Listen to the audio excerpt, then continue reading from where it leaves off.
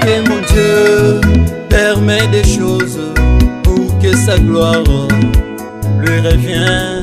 Je sais que mon Dieu permet des choses pour que sa gloire lui revienne, c'est vrai. Je sais que mon Dieu permet des choses pour que sa gloire lui revienne.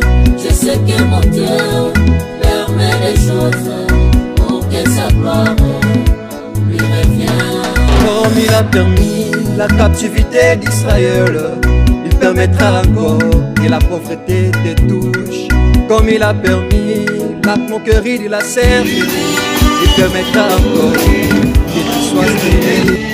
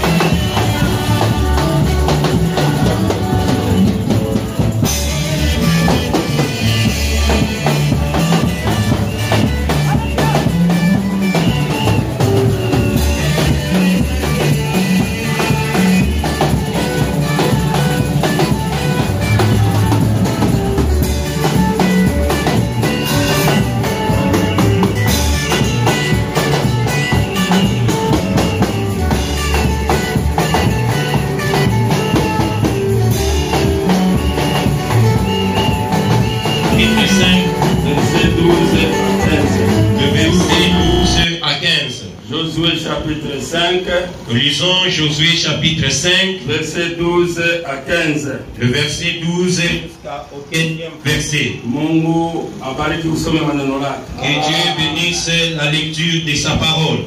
La manne cessa le lendemain de la Pâque. Maana ikaacha kuanguka asubuhi yake kulamuka siku ya Pasaka. Quand ils mangèrent du blé du pays, Wakati walianza kula ngano ya nchi, les enfants d'Israël n'eurent plus de manne. watoto wa Israeli hawakupata tena mana. Ils mangèrent des produits du pays de Canaan cette année-là. Walikula chakula ya nchi ya Kanaani wa ile mwaka. Comme Josué était près de Jéricho, Kama vile gishi Yoshua alikuwa karibu na Yeriko, il leva les yeux akanyangula macho yake, et regarda. akaangalia, Voici un homme se tenant debout devant lui, angalia mwanaume mmoja alisimama mbele yake, son épée mise dans la main, na mpanga wake ulikuwa mikono yake, et alla vers lui. akienda mbele yake. Et il lui dit, Akamwambia, est-il de notre ou de nos ennemis? uko ngambo yetu au uko ngambo ya wadui? Il répondit, Akajibu, non, hapana, mais je suis le chef de l'armée de l'Éternel. mimi ni kamanda wa jeshi wa milele. J'arrive maintenant. Nafika sasa. Josué tomba le visage contre terre, Yoshua akaangusha buso wake kwa udongo, se prosterna akainama, et lui dit, akamwambia, qu'est-ce que mon Seigneur dit à son serviteur? Bwana anasema nini juu ya mtumishi wake? Et le chef de l'armée de l'Éternel dit à Josué, Na ule kamanda wa majeshi wa milele akasema kwa Yoshua, ôte tes souliers de tes pieds, tosha viatu yako kwa miguu yako, car les lieux sur lesquels tu te tiens est saint. hii fasi yenyewe unashimamia ni fasi takatifu. Et Josué fit ainsi. Amen. Na Joshua akafanya vile. Amina. Mungu wetu na mfalme Yesu Kristo, tunatoka mkusoma neno lako. Tunakuomba Seigneur upate kutufundisha, kwa sababu unasema mwenye kufundisha ni wewe. Tunamwinvite Roho Mtakatifu mwenye aliandika hii maandiko.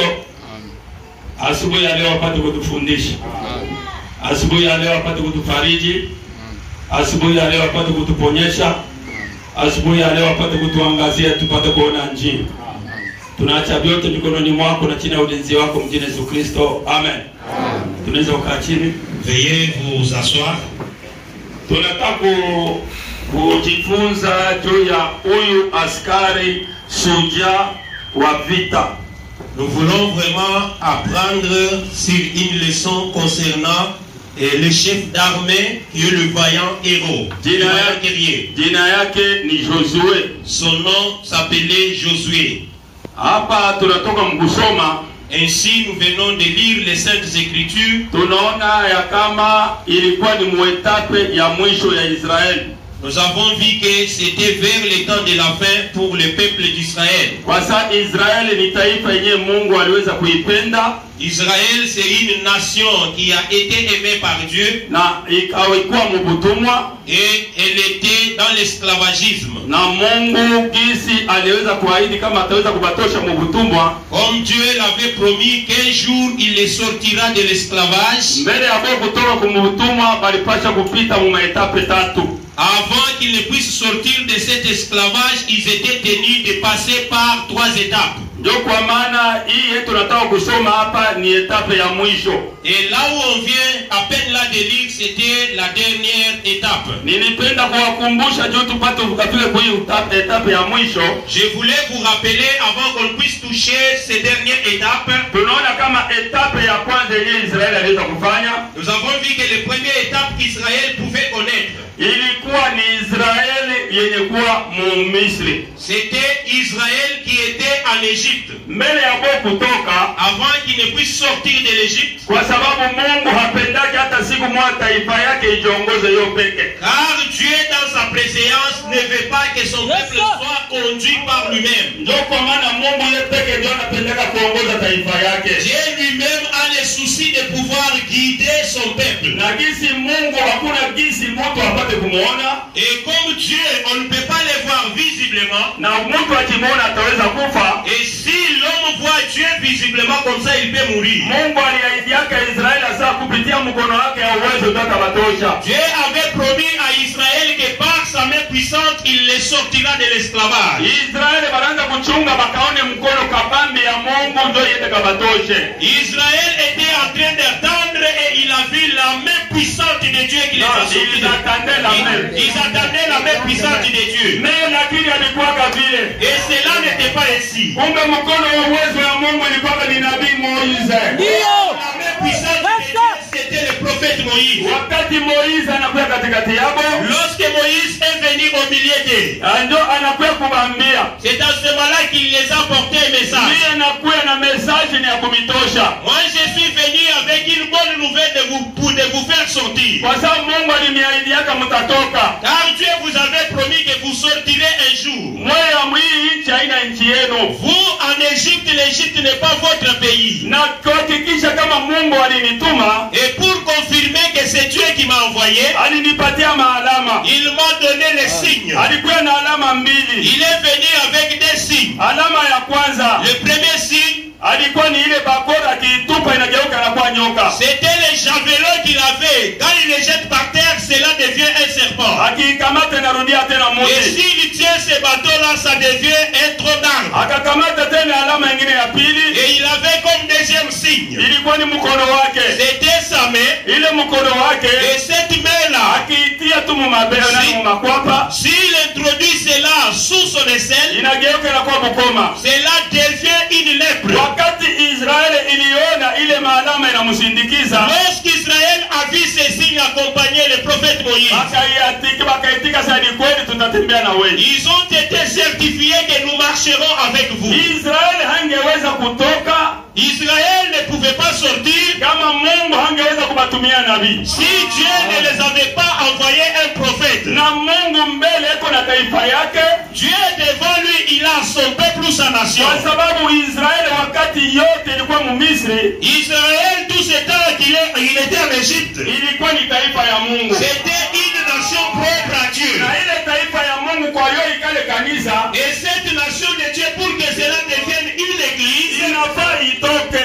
Il aurait fallu qu'elle sorte. Na wakati mbele ya Mungu kutoka, et avant qu'il ne puisse sortir, inafaa kuikale nabii mwenyewe anapaswa kumatosha. Il aurait fallu qu'il y ait un prophète qui devait les sortir. Ndio hatua ya kwanza. C'est pour cela la première chose. Première chose ni kuamini ule nabii mwenyewe Mungu aliweza kumtuma. La première chose est de croire en étant le prophète que Dieu avait envoyé. Hawezi kufikia kwa Mungu kama uamini. Vous ne pouvez pas arriver à Dieu sans toutefois avoir la foi. Na imani unapaswa kuwa Mungu sikia kenye Mungu anasema. Et la foi vient de ce qu'on entend, et ce qu'on entend c'est la parole de Dieu. Parmi bale benye balisikia comme message ya Moïse, les fidèles qui avaient cru au message de Moïse, mmoja wao alikuwa Josué mwetu tamuona. L'un d'entre eux s'appelait et Josué, c'est celui-là qu'on va voir. Wakati Israeli ile taifa ya Mungu wakati iliona miujiza, lorsque Israël qui était le peuple de Dieu a vu les miracles et les prodiges, kundi ya batu mingi bakabafata. Il y a eu beaucoup de gens qui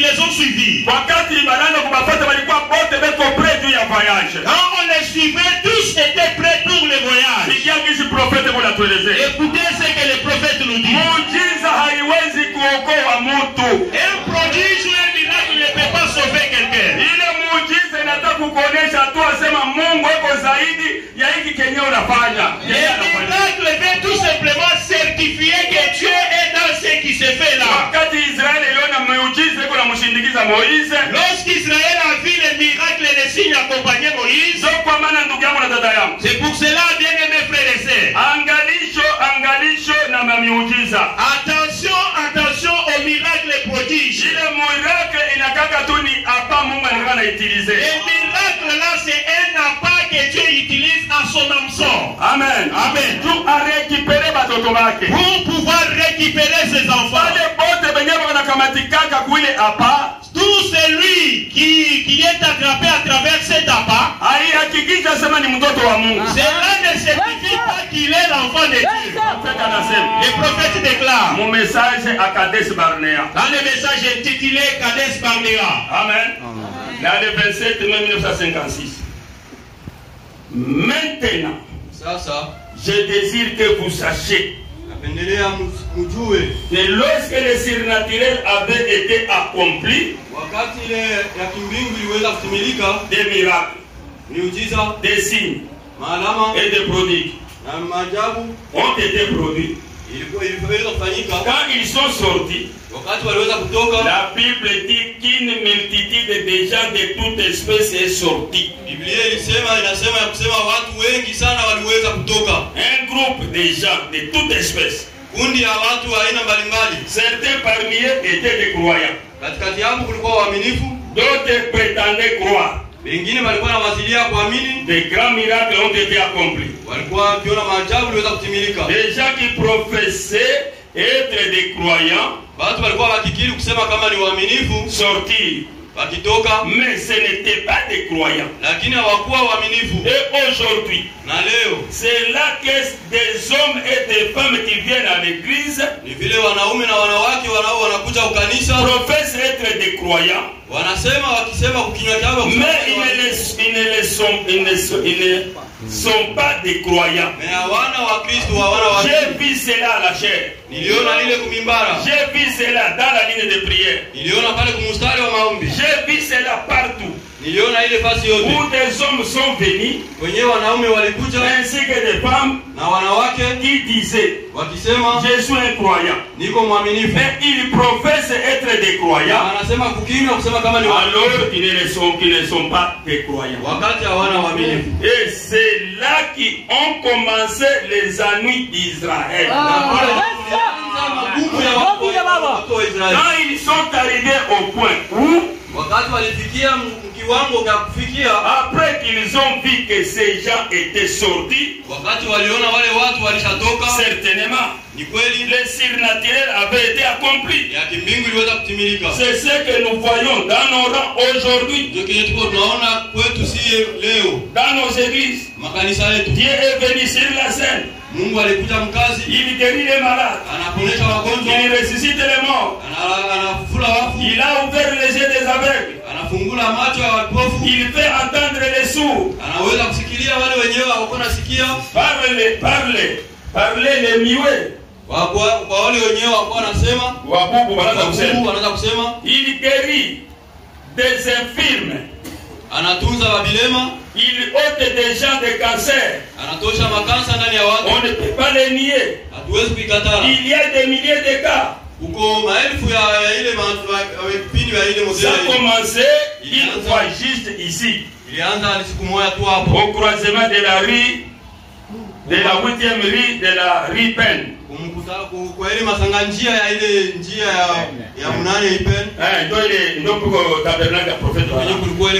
Maintenant, ça s'est répandu dans le monde entier avec des dizaines de milliers de faits de réveil.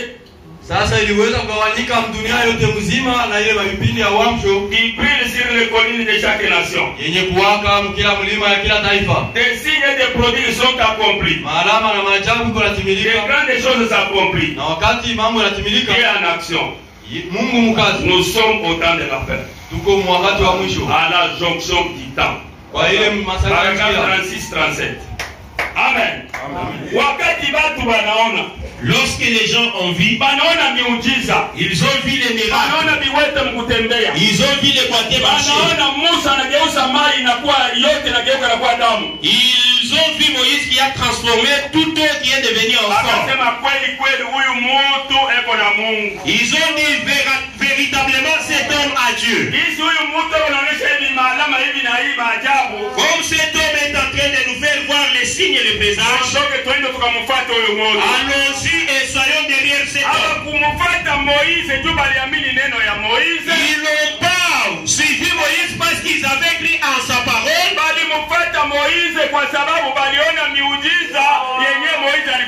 Ils ont suivi Moïse à cause des miracles et des prodiges qu'il effectuait. Il y a une différence entre un croyant et un semi-croyant. Amen. Le semi-croyant, c'est un homme qui a un bénéfice. Le bénéfice, c'est juste le miracle et les signes qui voient, cela le plaît. Si on a prié pour lui aujourd'hui, il est guéri. Et demain encore, quand il tombera malade. Et si on prie pour lui et que ça ne tient pas, il va pouvoir chercher un endroit où on va prier pour lui et il sera guéri. Ce sont des position. Mais Josué, il n'était pas comme ça. Josué était en train de suivre Moïse. Il suivait toutes les paroles de Moïse. Il était différent avec les autres là. C'est pour cela, bien-aimés frères et sœurs, ne nous trompez pas. Ne soyez pas surpris lorsque quelqu'un commet un acte qu'il ne fallait pas qu'un chrétien commette. C'est cet homme-là dont toi tu ne connais pas qu'est-ce qu'il a suivi dans cette église. Les autres sont venus au profit d'avoir du travail. Les autres sont venus ici pour être mariés. Les autres sont venus pour qu'ils soient mariés. Chacun a un objectif qu'il a suivi auprès de Dieu. Mais Josué n'était pas comme ça. Je sais qu'il y a des Josué qui suivent que ce que Dieu a dit. Lorsque Moïse les a dit partons de ces lieux, parmi cette foule-là, tout le monde a fait les voyages avec Moïse. Et Dieu salue à jamais. Et lorsqu'ils ont quitté, et tout le monde n'avait pas construit des maisons. Et il n'y avait pas de maisons construites. Parce qu'ils savaient qu'ils sont des pèlerins et des passagers, ils ont une terre où ils vont habiter. Ils savaient que là-bas en Égypte n'était pas chez eux. Chez eux c'était la terre cananienne. Et nous aussi c'est la même chose. Sachez que nous sommes des pèlerins et passagers quand le monde ici ne nous appartient pas. Lorsque la trompette sonnera, pour qu'ils puissent voyager, là où ils avaient à manger, ils mangeaient les écailles et la viande. La première des choses, il fallait enlever ou déloger toutes les dents. On ne peut pas t'appeler un chrétien aussi longtemps que tu n'as pas enlevé la tente. Israël a commencé par enlever les tentes. Vous ne pouvez pas dire que vous avez écrit un message aussi longtemps que tu n'as pas enlevé la tente. Lorsque vous enlevez la tente, vous mettez ça sur vos épaules. Sachez que tes tentes là vous serviront là où vous allez. Amen. Amen. Ne vous attendez pas à la nourriture de l'Égypte. Car leur voyage, ils devaient passer par un désert. Ils ont entendu la trompette. Et ils ont quitté. Ils ont commencé la deuxième étape.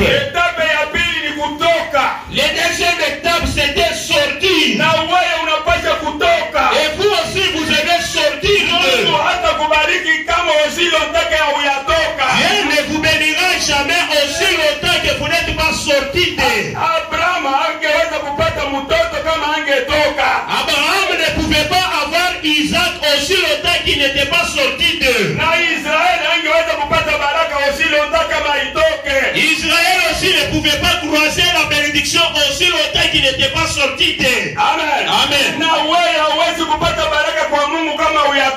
Et vous aussi, vous n'aurez pas la bénédiction de la part de Dieu aussi longtemps que vous n'êtes pas sorti de quelque part. Car Israël typifie l'église. Tu dois enlever ta tente. Et préparez-vous que la nourriture que vous mangez en ce lieu changera un jour. Amen. Amen. Si un pentecôtiste est en ce lieu et qu'il écoutait un pareil message, il va dire réellement ce pasteur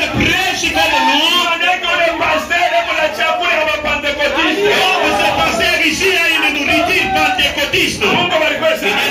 Ndiye tuko different na watu wengine. Nous sommes différents des autres personnes. Mungu yangu bagani muweza tuko different na watu wengine. Mes bien-aimés visiteurs, sachez que nous sommes différents avec les autres. Tutaonesha na bafrere wengine banabakia beko bastationnaire. Et nous allons montrer à certains frères qui restent stagnés sur un seul endroit. Amen. Amen. Ndio Israeli wakati wanatoka. Parce que Israël, lorsqu'ils ont quitté, Walianza kula ai na maanani na mapoivron. ils ont commencé à manger les ail et les poivrons. Wakati wanafika mu désert, Et lorsqu'ils sont arrivés en désert, chakula ina changé. la nourriture a changé. Walianza kula mane. Ils ont commencé à manger la manne. Wakati wanafika mu troisième étape, Quand ils sont arrivés à la troisième étape, tunasikia wanasema chakula na mane yenyewe inakauka. et c'est là où on dit qu'il y a eu sécheresse pour la manne qu'ils mangeaient. Kule ku Palestine, kule ku Palestine. Et là-bas, la Palestine où ils se trouvaient, Kula ni mafrui mambeku. ils ont commencé à manger les graines et les fruits. Chakula iko yekuachana. Et la nourriture est différente des autres nourritures. Mungu balikwesa. Et Dieu soit loué à jamais. Amen. Amen. Ndio kwa maana ndugu yangu na dada yangu. C'est pour cela, bien-aimés frères et sœurs, Usijiulize kama eglise deseli pasteur ngo ilikuwa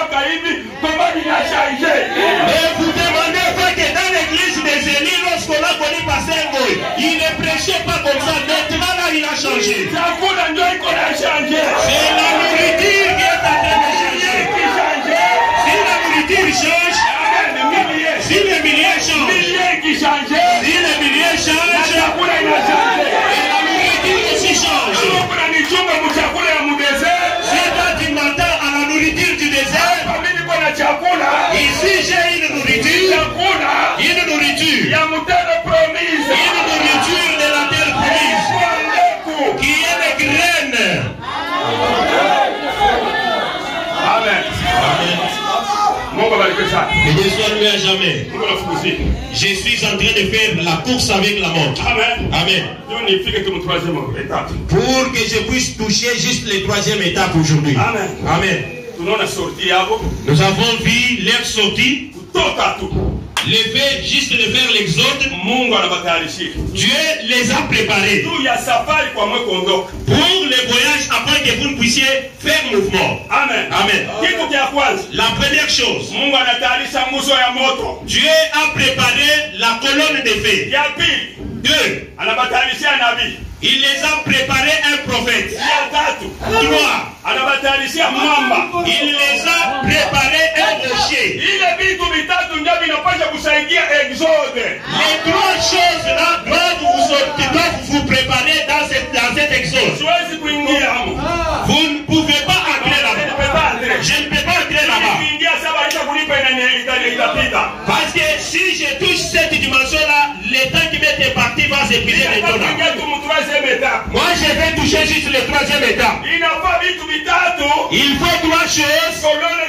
La colonne de feu, le prophète, ainsi que le rocher. Les rochers doivent être là pour vous accompagner partout. Lorsqu'ils sont arrivés là-bas au désert, avant qu'ils n'entrent au désert, tous devaient être baptisés par Moïse. Que Dieu soit loué à jamais.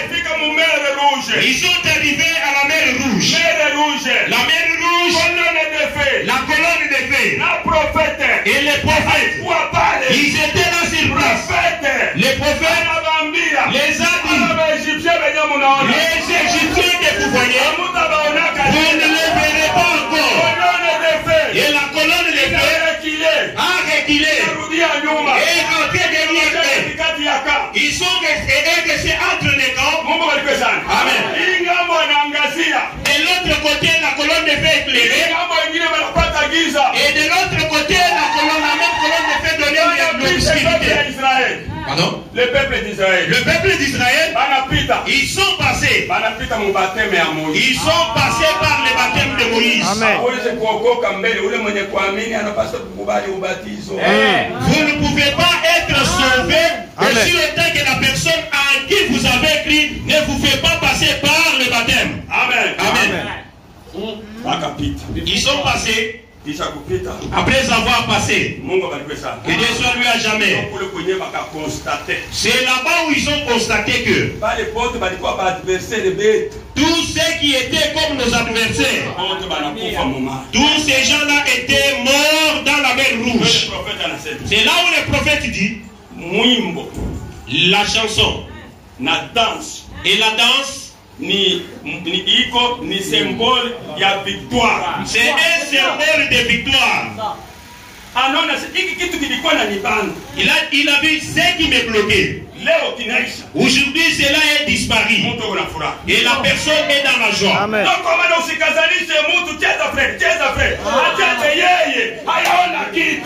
C'est pour cela, bien aimé, ne forcez pas les gens. Dansez pour Dieu. Dansez pour Dieu. Juste là, il n'a pas encore vu quelque chose. La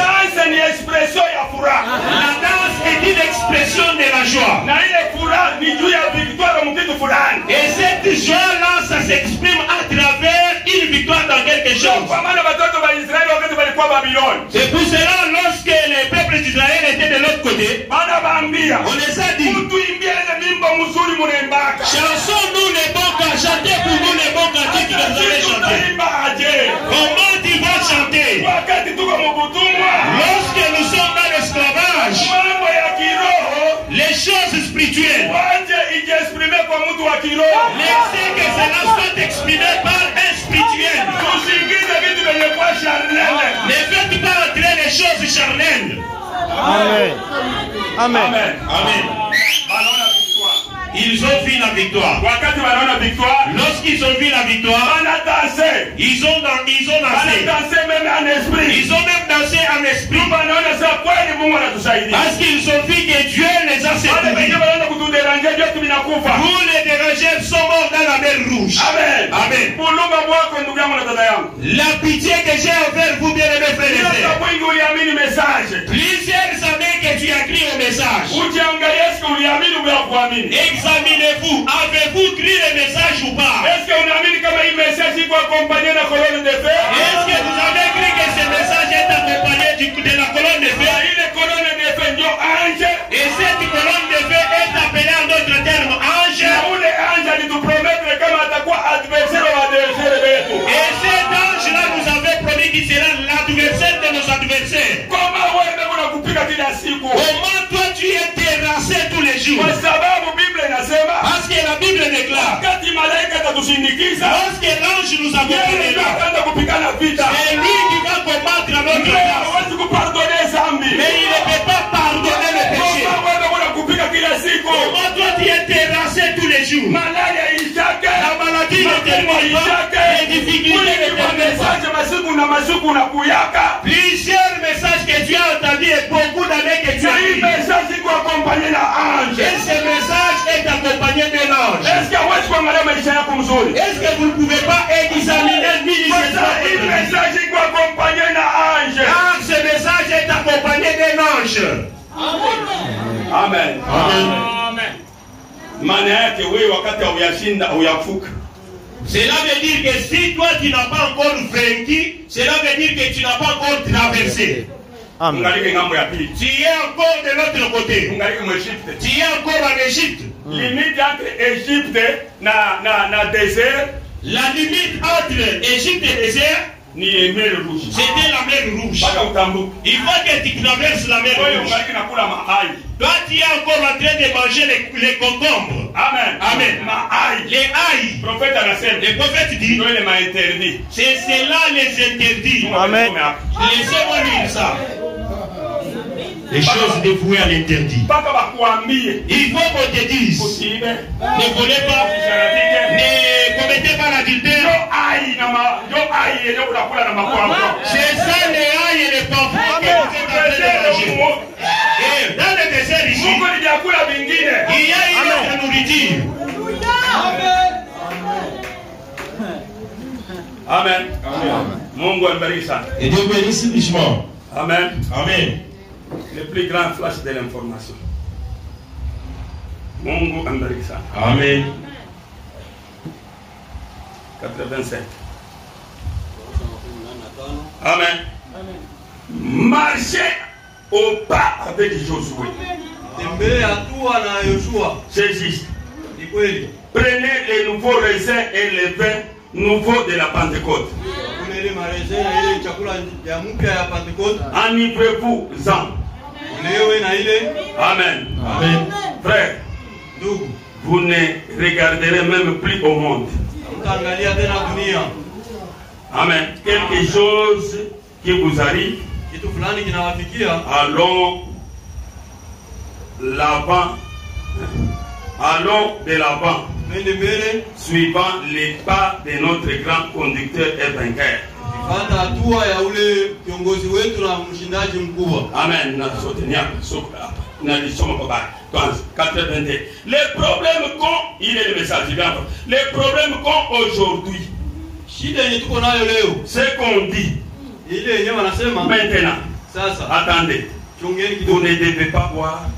Vous ne devez pas aller au cinéma. Vous ne devez pas faire ceci. Vous ne devez pas. Les femmes ne doivent pas se couper les cheveux. Elles ne doivent pas porter des shorts. Je ne pense que si jamais quelqu'un allait de l'autre pays et mangeait quelques raisins de canard,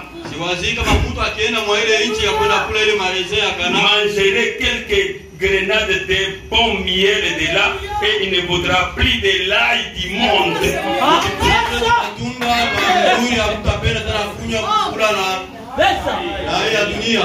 Le problème c'est que nous les nourrissons de vieilles ail et de trucs. Et les laissons assoiffés et avoir des mots de vendre. Banakula betro na banyisha mahai na vile vyakula vya mudunia. Usikunywe, usiangalie sinema, usiangalie maprono, msifanye kitu iko mule. Ndio chakula ndio hai. Amen. Les haïs, ce sont les choses de ce monde que nous appelons les cinémas, les pornos, et ainsi de suite. On est en train de vous interdire, mais vous continuez toujours à manger les interdits. Et toi là, c'est ce que tu fais. Sachez que tu n'as pas encore traversé. Amen. Et le message en soi, pas encore. Amen. Amen. Enthousiasme. Tu es juste le ramassis qui ont suivi le peuple d'Israël. Voilà le terme que je cherchais. Ce sont des ramassis. Quelqu'un qui a écrit au message, il va dire que cet habit me convient. Ça, ce sont des propos qui vont me dire. Ça, moi, je peux aussi longtemps que vous êtes dans les souillis. Tu es encore en Égypte. Et ce sont les aïe que vous êtes en train de manger. Amen. Sorema huyu. Amen. Amen. Président wa Sorema, président wa Buluba Ibukata, président wa Bukuma. Le président de Buluba Bukata, Bukuma et ainsi de suite. On appelle la cotisation. Et qui donne même la cotisation. Et ici à l'église, tu n'apportes pas la cotisation. Croyez-moi, c'est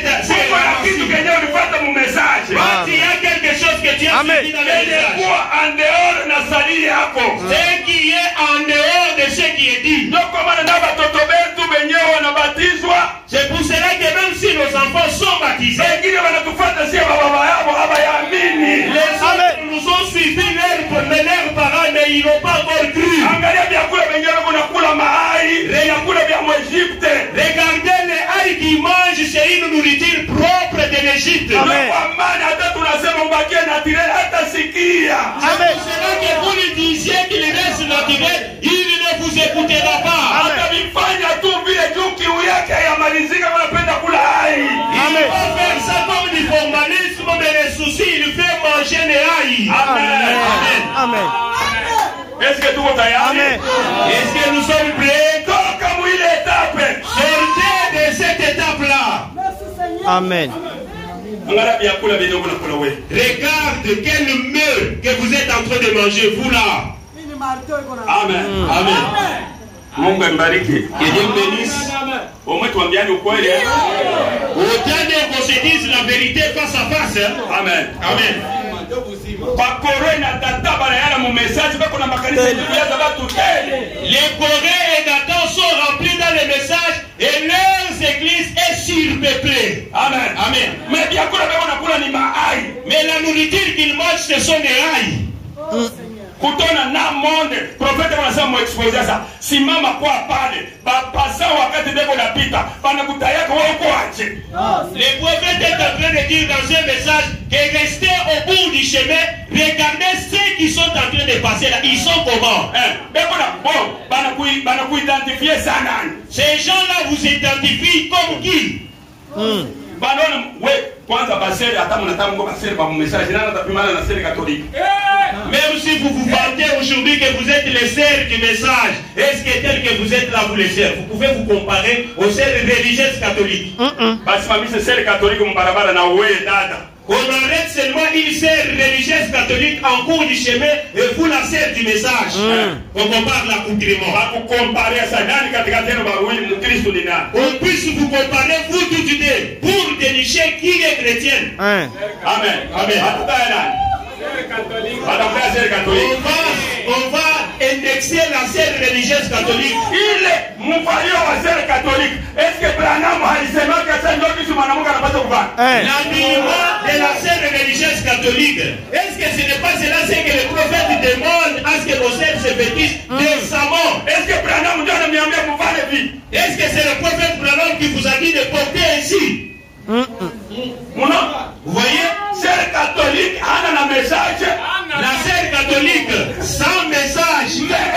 Voilà, mambo ya kujiheshimia kushinda na sœur mwenye kwa message. Elle porte un habit respectueux plus qu'une sœur du message. Amen. Aïe, yenyewe kuna kula. Regarde les aïe que tu es en train de manger. Tu ne peux pas progresser déjà mais il va y avoir une promesse. Pendant que les gens progressent, ils sont déjà prêts pour rentrer dans la terre. C'est pour cela que le prophète dit. J'ai tout effort qu'il y ait tous. Il dit que j'ai tout effort qu'il y ait tous qui vont. Israël va lui toquer 2 millions. Israël était sorti à 2 millions. Amen. Amen. Mais moi, les 2 millions, quoi, 2 personnes. Et dans les 2 millions, il n'y avait que 2 personnes qui ont dit. Et vous ne contentez pas que j'ai écrit au message, j'ai écrit au message. Il faut que ta vie soit mesurée au message et puisse être digne du message. Parce qu'il y a eu que Josué et Caleb qui étaient entrés dans la terre promise. Les prophètes nous disent c'est Josué là. Un prophète mineur. Il était un prophète en la miniature. Amen. Amen. Et Caleb, fidèle. Il était fidèle. Où le prophète mineur. C'est le prophète mineur. Et nous aussi aujourd'hui, nous sommes des Caleb. Parce que nous avons notre Josué. Et je vais vous dire lorsqu'on va atterrir. Amen.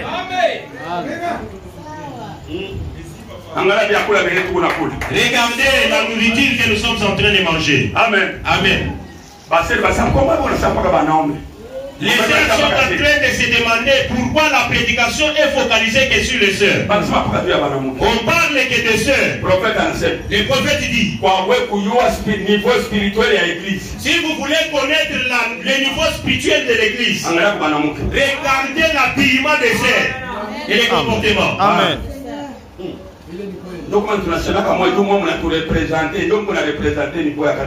C'est pour cela que nous focalisons notre prédication sur vous, parce que c'est vous qui êtes les panneaux publicitaires de cette église. Amen.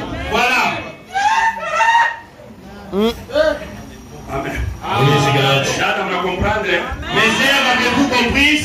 C'est vous qui représentez le tabernacle des Élis. L'église des Élis a comme modèle que vous les sœurs. Amen. Amen. Tunaona chakula ilishange.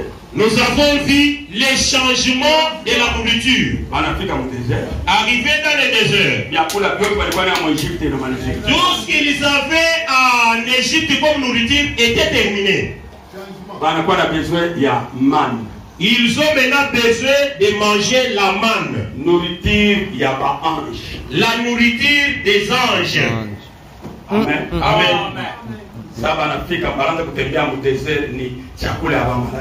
Lorsqu'ils ont commencé à se déambuler dans le désert, c'était la nourriture angélique. Toi, tu es dans le message. Et ce que tu fais là, est-ce que vraiment ça montre que tu es dans le message? Regardez vraiment comme tu as crié, c'est fini. Vous vous contentez avec des slogans, comme on a crié, c'est là, c'est fini. C'est des mensonges. Vous devez changer. Amen. Amen. Amen. Arrivé dans le désert, la nourriture a changé. Et Dieu soit lui à jamais. Dieu a dit, ok, guérison divine. La guérison divine. Amen. Amen. Ma prospérité, la prospérité charnelle. Et même spirituellement. Tu parler en langue, tu commences à parler en langue, tu prophétises. Toi maintenant. Quel don as-tu?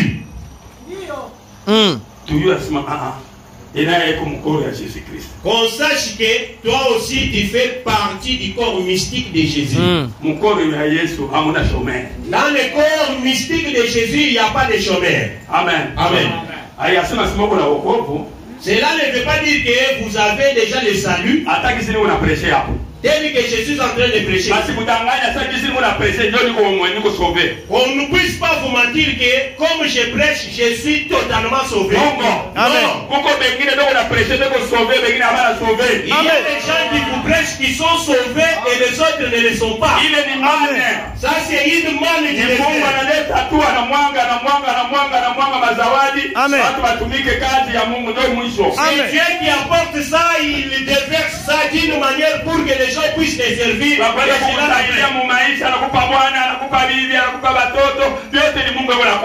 Pour vous aider dans la vie, il vous donne un homme, il vous donne une femme, il vous donne les enfants, tout ce dont vous avez besoin, il vous donne. Amen.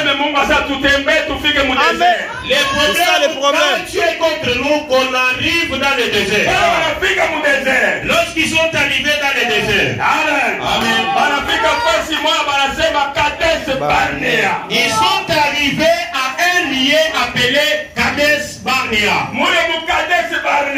Dans le Kades Barnea,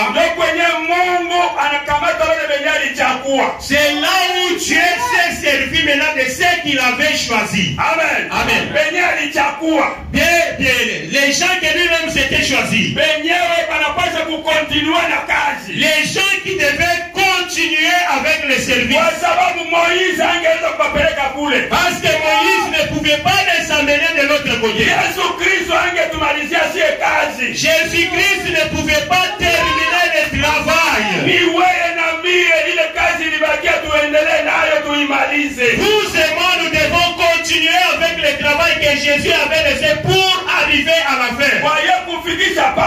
Pour arriver à ce lieu-là, le test a commencé. Kades Barnea. Là, l'examen a commencé. Dieu a dit ceci à Moïse.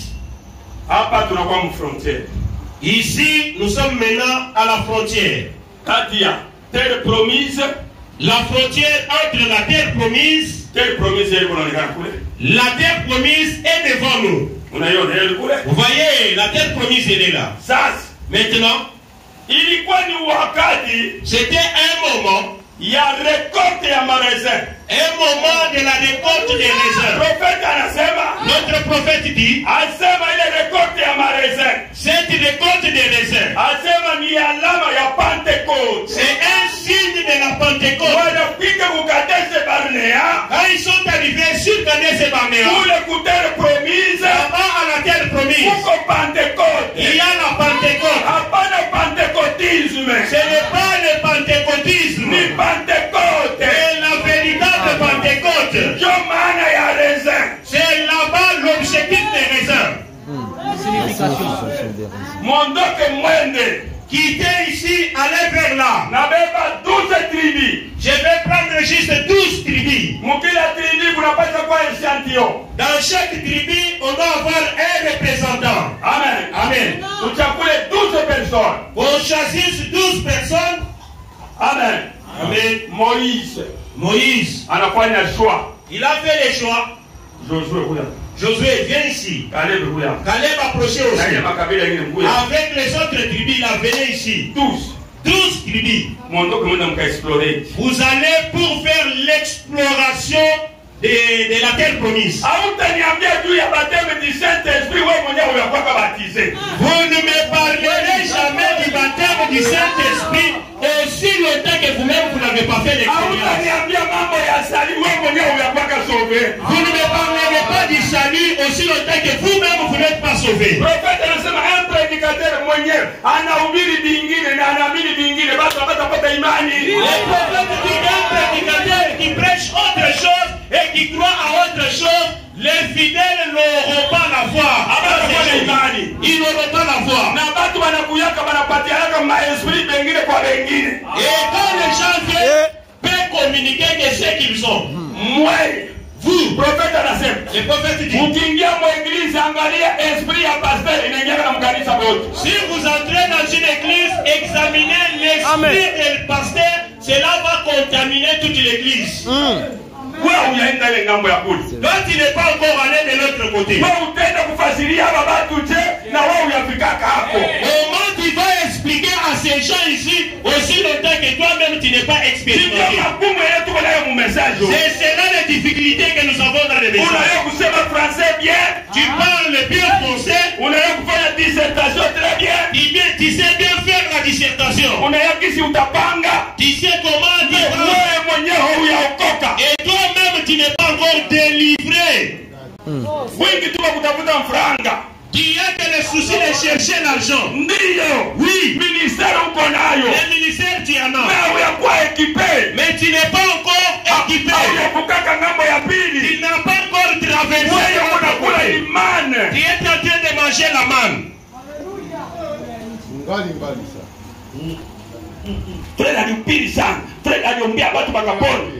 Le frère avait bien prêché, il a prié, les gens sont guéris. Et après, il est là, il vient de succomber. Un prédicateur qui prêche bien, mais livré entre les mains de Satan. Tout est l'adultère. À cause de quoi? Amen. Amen. Un jour, un ami m'a écrit du côté de Goma. Quand j'étais à Lubumbashi. Regardez qu'on puisse prier pour ces serviteurs de Dieu. Il est allé prendre la veste de quelqu'un. Et après, ça fait maintenant une année, il n'a pas payé la tête de cette veste-là. Et cet homme-là l'a fait arrêter. Pasteur priait pour notre serviteur là pour qu'il puisse sortir de la prison. Je lui ai dit, la Bible dit, la Bible déclare, la personne ne peut pas souffrir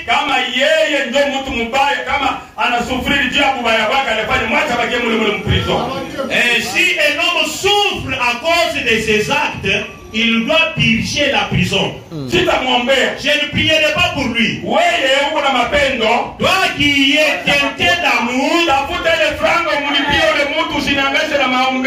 chercher l'argent et de payer cette dette-là, ne m'embêtez pas à faire des prières inutiles. Et vous verrez un homme comme ça sort de la prison, il veut passer du haut de la chaise pour prêcher. Il va prêcher quoi? Il va prêcher quoi? Toi tu as déjà traversé. Parce que notre mission est de dire aux gens ce qui se trouve de l'autre côté. C'est pour cela, prophète anatukonseille. notre prophète nous conseille. Kama unataka kuingia mkanisa, Si vous voulez entrer dans une église, omba kwanza. priez d'abord. Omba Mungu. Si vous voulez adhérer à une église, priez Dieu. Ya pili, 2. uangalie ni kitu gani kenye ndio unasoutenir. Que vous puissiez voir quelle est la doctrine de cette église-là. Ndio unasoutenir kitu gani? Ils ont quelle doctrine? Ya pili, ya tatu, 3e point. comportement ya wanamke mkanisa. Les comportements des sœurs dans l'église. Ya nne, 4e point. comportement ya prédicateur wenye kwa mwele kanisa. Les comportements des prédicateurs qui prêchent dans cette église-là. Ndio ujije vile vitu. Jugez les 4 points là pour vous Kama décider. unaona vitakupendeza, Si vous voyez que cela peut vous plaire sawa na sauti ya Mungu, et que cela est en accord avec la parole de Dieu, ingia. adhérez à cette église-là. Amen. Amen. Atakupa nini? On va vous donner quoi? Amen. Amen. Hii parler à langue na prédication na pentecôtiste ndio kunavyo. Parler en langue et les bonnes prédications. Les pentecôtistes aussi en font. Amen. Amen. Naleta kwa exemple. Je donne un autre exemple. Nalisikia siku moja kubande frère Lifoko wewe unasema. J'ai écouté un jour le frère Lifoko qui disait, Amen. Alabama, Yeye alisema bini surprise. ce qu'il avait dit dans sa chanson là où Alabama ça n'avait plus. Hebu na prêcher. Il était en train de prêcher. Anasema Il a dit kukasai. au Kasaï, Nourriture de base la nourriture de base, ni bukai. Shima, les bidja, Ndio nourriture de base. c'est ça la nourriture de base. Ukimpatia mtu maandishi, Si vous donnez à quelqu'un les bananes plantains, amen. Amen. Atakwambia hapa sikukula kitu niko na besoin ya bukai. Vous lui demandez est-ce que vous avez mangé, il va vous dire j'ai mangé que les bananes plantains. Si hakula bado. Donc je n'ai pas encore mangé. Anasema vile bukali Il dit c'est bidjana, njo régime alimentaire ya kukasai. c'est ça la nourriture de base de tout un Kasaïen. Anasema hivi. Il dit ceci. Amen. Amen. Message. Le message, Tele. le message de l'air, Njo bukali leo. c'est ça notre foufou de Muyara na bapentekotiste na banani. Bote ressources yabo ni mu message. les pentecôtistes, tout le monde qui fait le bruit là, leur nourriture de base en cet âge, c'est le message de l'air. Unasikia pentekotiste anakuuliza sentinelle kanetile la ile kitu. Vous allez entendre un dénominationnel qui vous demande sentinelle. Quel est-il? Il a ramassé ça. Il a ramassé ça. Il a ramassé ça dans le Nourriture de base ya hii kizazi. c'est ça la nourriture de base pour l'âge de même les dénominationnels prêchent des choses. Amen. Un jour j'ai entendu le pasteur Denis Lessi. Anasema hakuna mtu mwenyewe alipata revelation kupita Branham. Il dit qu'il n'y a pas On a reconnu, de monde qui a eu la révélation plus que le prophète Branham. Anasema yeye alianza mbele na message ya Branham na walimubatiza message ya Branham. Il a dit que sa jeunesse était dans le message du prophète Branham. C'est là-bas où il a été baptisé. Mungu alikuwa sana. Amen. Anasema revelation ya cette son. Il a parlé de révélation de cette chose. Anasema hakuna mtu mdunia mwenyewe kuna revelation kushinda Branham. Il a personne dans ce monde qui a une révélation plus que celle de Branham. Amen. Amen. Ndio kukuambia. C'est pour vous dire. Amen. Amen. Banaanza kuhubiri message. Il va vous prêcher le message. Attention kwenye kupeleka. Attention, regardez, ils veulent vous amener où avec le message. Amen. Amen. Kabisa bana. Regardez Sparnéa. Mwana mkwenda mwana mkangalie nchi. Allez expionner la ville. Banaenda kule. Ils sont allés explorer. Kisha kufika kule. Après avoir arrivé. Jinsi ilikuwa ni wakati wa rekodi ya maraisin. Comme c'était pendant la période de récolte des raisins, Anasema il dit ile tu kinani kimoja il a fallu 2 personnes babembe. un seul bouquet de raisins, il fallait qu'une seule personne réussisse. Ile régime sana Régime. Voilà, merci. Régime. Les régimes de 2 personnes il faut que 2 personnes y transportent. kwa kusito ya ajabu. Ça pesait beaucoup. Banaenda kula vyakula viko mule. Ils sont allés voir la nourriture qu'il y avait. Kulikuwa asali, Il y avait du miel, kulikuwa maziwa, il y avait du lait, kulikuwa ni maraisin.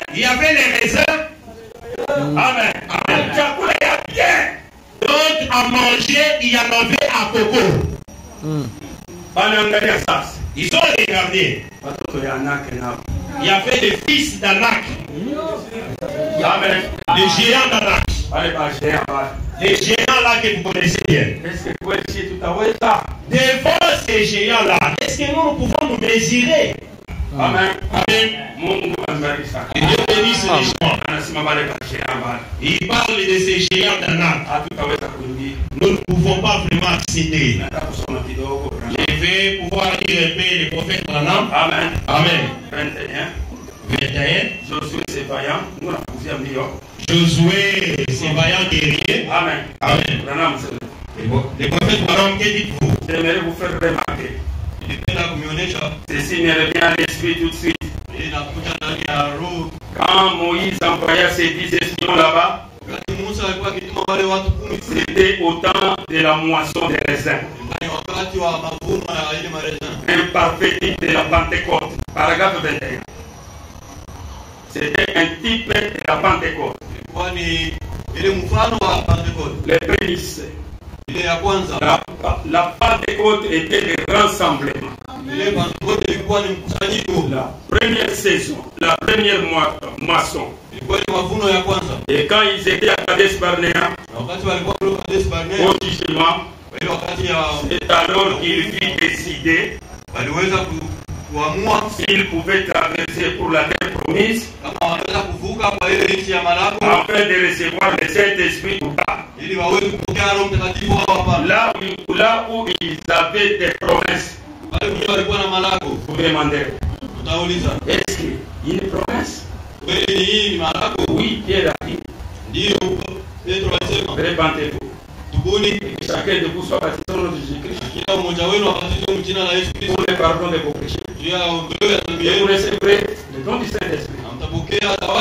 Car la promesse est pour vous, pour vos enfants et pour tous ceux qui sont au loin, même à Chicago, en aussi grand nombre que le Seigneur notre Dieu les appellera. Aujourd'hui, nous avons beaucoup de gens qui se disent c'est trop difficile. Nous ne pouvons pas le faire. Nous ne pouvons pas. Au temps de la moisson. C'est la raison pour laquelle ils prirent cette grosse grappe de raisins et la ramenèrent comme évidence. Vous pouvez voir Caleb et Josué portant cela sur leurs épaules, passant là en chantant simplement les cantiques des gibiers. Ils avaient certainement l'évidence. Ils pouvaient prouver que c'était un bon pays. Ils ramèneraient cela et donnèrent à tous les enfants les raisins. S'ils en voulaient de cette grappe-là, considérez bien que les grappes de raisins qu'ils avaient. Amen. Pourquoi tester à la semaine 30. Je sais que ça paraît ride. Et ça a l'air de fanatique. Mais beaucoup de gens ont si peur de fanatisme qu'ils manquent la chose véritable. Vous êtes-vous rendu compte que c'est toujours près d'un bon arbre fruitier qu'on place les épouvantails? Il ne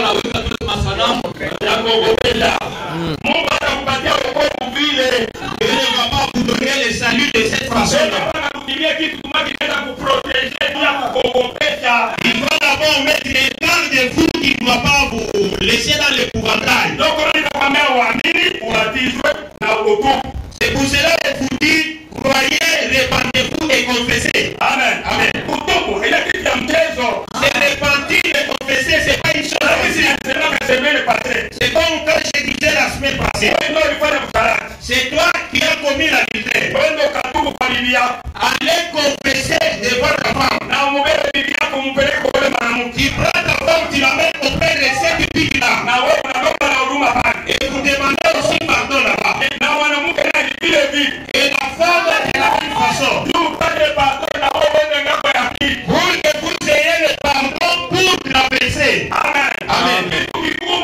C'est une chose trop difficile.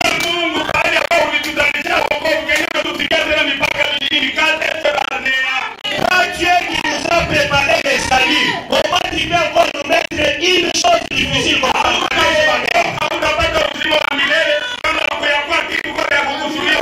Vous ne pouvez pas accéder à la vie éternelle aussi longtemps que vous ne passez pas par le pouvoir. C'est déjà difficile. Il faut que vous puissiez pratiquer. Même si la fleur rose a une bonne mère, Dieu a toujours mis des épines autour de cette fleur. Il faut qu'on puisse se sacrifier pour les amis. Dieu ne peut pas vous donner le salut facilement non plus. Le prophète dit, il y avait un homme. À cause du salut, pour avoir le salut, il veut aller pour pouvoir prêcher l'évangile. On était en train d'arranger la salle où il devait prêcher. Il y avait un soulard dans cette salle-là. Il a dit, toi là, tu veux faire quoi? Moi, je me prépare pour que je prêche au Seigneur. Toi là, prêcher ici. Tu ne vas pas prêcher ici. Si tu veux prêcher ici, mais avant, la paix m'a bloqué dans la mort. Après avoir été tapé, si vous avez de la victoire sur moi, c'est dans ce moment-là que tu vas prêcher. C'est maintenant à cause du salut. Pour servir Dieu. C'est cela qui me bloque. Comme ça, je vais me bosser.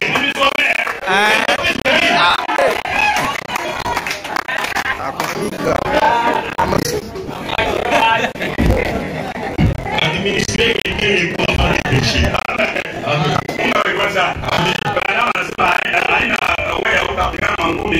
Abraham n'a pas dit que c'est toi là qui va administrer les cours aux gens. Non. Amen. Amen. Et comme il dit, sur les choses, c'est pas mon ça. Il est par exemple dans le caractère. Amen. Eh bien, pourquoi? Pourquoi n'était-il pas allé la chasser? Vous avez aussi quelque chose à faire. Dieu ne vous impose pas du tout les choses à la gorge.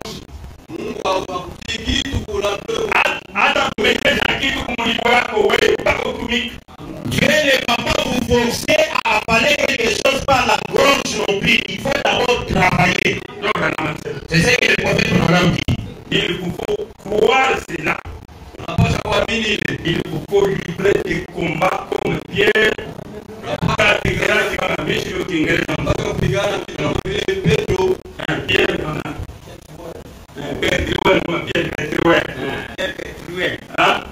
A dit à un ivrogne ces jours-là. Beaucoup parmi vous ont dit. C'est derrière lui a parlé disant. Que va-t-il faire ici? Il a répondu. Je vais te dire une réunion. Il a dit. Il a répondu. Le Seigneur. Il a dit. Il ne te faudra pas d'abord. Il te faudra d'abord du battre. Il a répondu. Bien. Si c'est là la tâche suivante. D'accord? Il a enlevé le costume. Il a terrassé. Et monté sur lui. Lui donna des coups au visage en disant. Je dois combattre. S'il me faut régner. Alors, augmente mon courage, Seigneur. Il a passé ce gars. Et il lui a demandé. Quand a-t-il assez? Les coups que je vous ai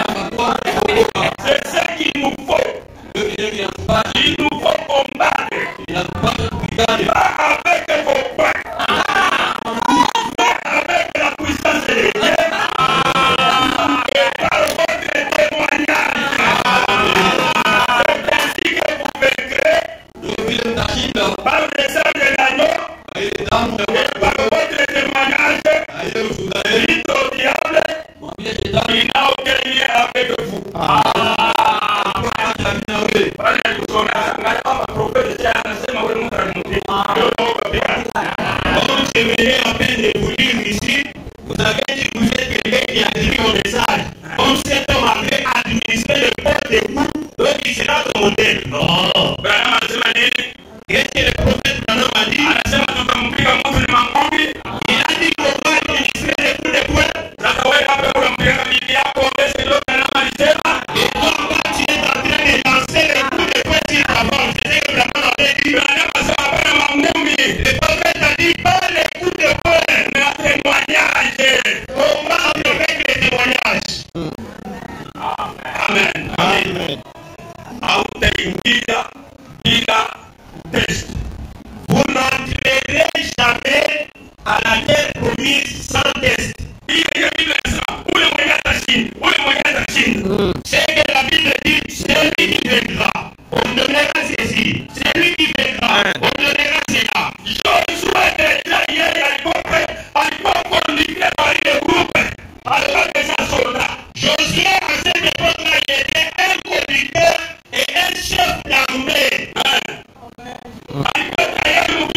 Il était prêt pour toute éventualité. Dieu l'a envoyé comme un militaire. Un vaillant soldat, un vaillant guerrier. Il est entré. Nous aussi, il faut que nous puissions combattre. Pour la parole de Dieu. Promesse Niako. La promesse est la mais Dieu est en train de prôner ici. Il vous met des épreuves.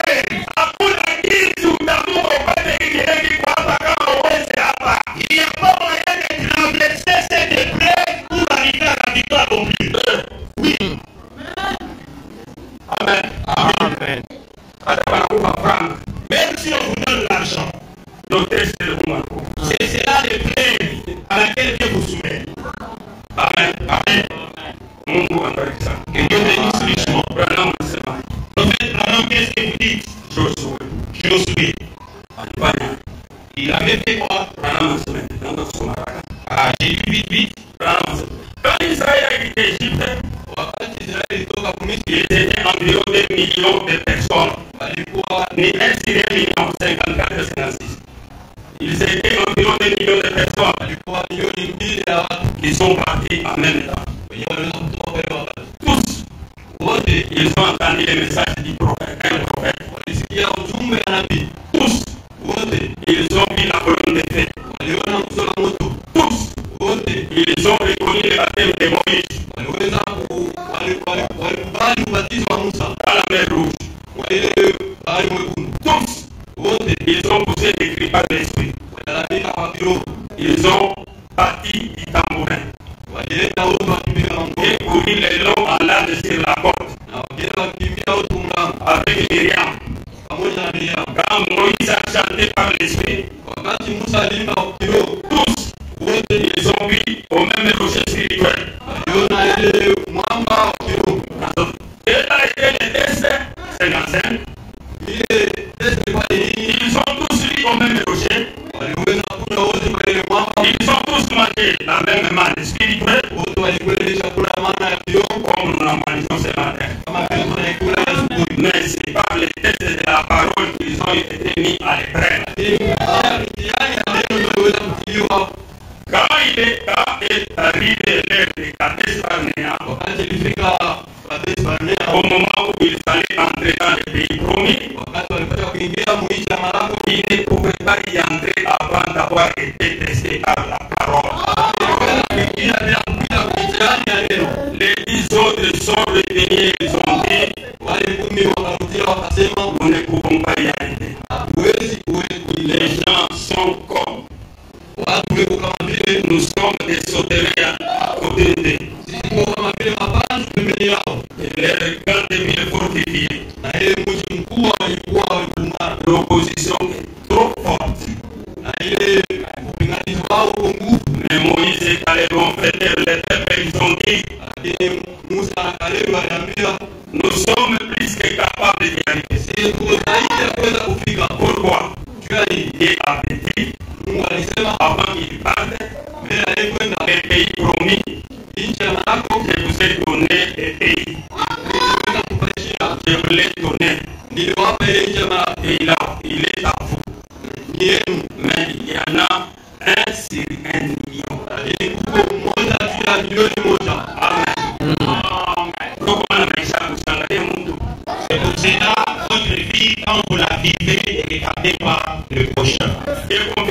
parole. Il confirme sa parole. L'Essaie 64. 109, 112. Lorsque il s'est préparé à délivrer les enfants d'Israël, comment fit-il? De sa manière habituelle, il envoya son prophète. Son prophète avait la parole. Les signes et les miracles que la parole promet.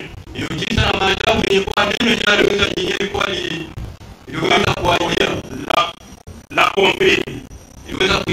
Démontra qu'il est la vérité. Israël s'est mis en marche vers la terre promise. Parce qu'il a cru à la parole. Pendant leur voyage dans le désert, il arriva qu'il prit en leur prophète. Après avoir vu la parole si bien confirmée, l'épouse arrête de marcher pour pas. Vous savez, c'est ce dont je vais parler de cette vision. Amen. Sont arrivés à celui-là. Ça ne marchait plus. Le prophète dit, l'équipe de Josué et Caleb aujourd'hui. C'est cela, c'est qui nous typifie. Amen. On voit Josué et Caleb, c'est quelle espèce d'équipe? La parole parlée est assez originale. Maintenant, ça c'est la deuxième partie. Maintenant, tenons-nous dans la position de Josué et Caleb. Maintenant, soyez attentifs. Ceci s'inscrira dans un contexte spirituel. Maintenant, tenons-nous dans la position de Josué et Caleb. Alors que nous voyons la parole promise qui commence à se profiler à l'horizon, le moment est proche où il nous sera donné. Josué, en hébreu signifie sauveur.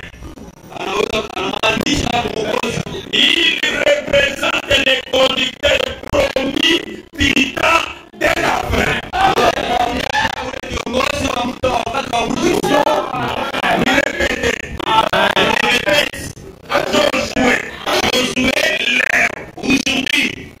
Amen. Il représente les conducteurs. Les conducteurs promis du temps de la fin. Il doit amener l'église de l'autre côté. Conducteur spirituel du temps de la fin.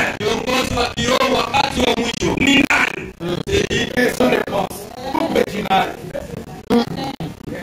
Amen. Amen. Amen. Amen.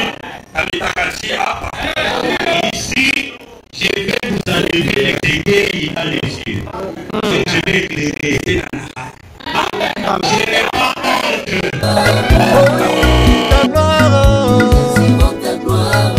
Nous désirons la gloire de Jésus. Dans notre église, les élus. Que la gloire de Jésus puisse nous toucher. Amen.